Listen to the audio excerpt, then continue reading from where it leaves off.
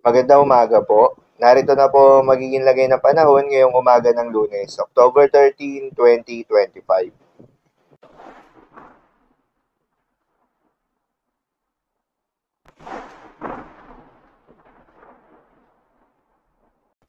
Sa kasalukuyan na tayong sa pag-asa, patuloy na umiiral itong easterlies o yung mainit na hangin na nanggagaling sa may karagatang Pasipiko at nakakaapekto sa may silangang bahagi ng Luzon at Visayas.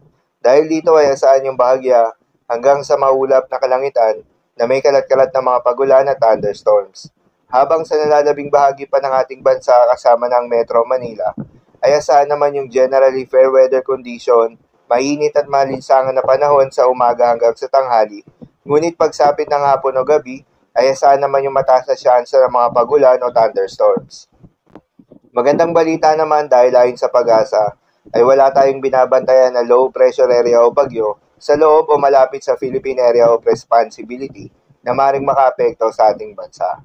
Subalit maging handa at alerto palagi tayo dahil sa mas mataas na tsansa ng mga pagulan at mataas na bilang ng bagyo na maring pumasok at makaapekto sa ating bansa hanggang sa matapos ang taong ito dulot ng umiiral na La Nina.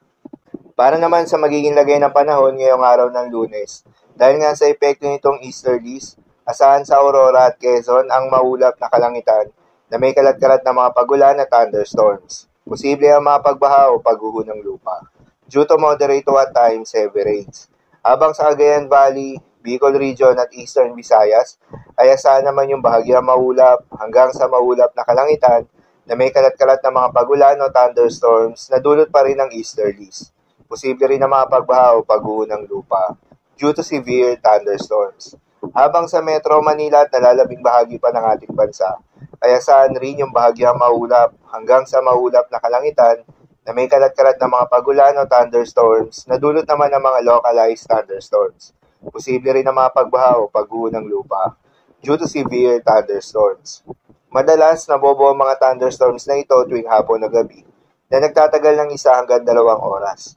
Kaya naman ingat sa mga posibleng banta ng pagbaha at pagguho ng lupa, lalong-lalo na sa mga lugar na inuulan na noong mga nakaraang araw pa.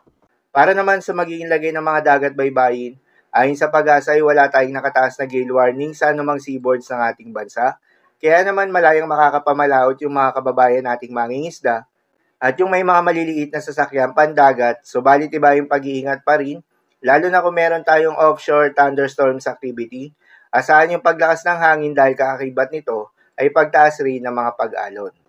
So, lamang po para sa lagay ng panahon ngayong araw ng Lunes. Keep safe everyone.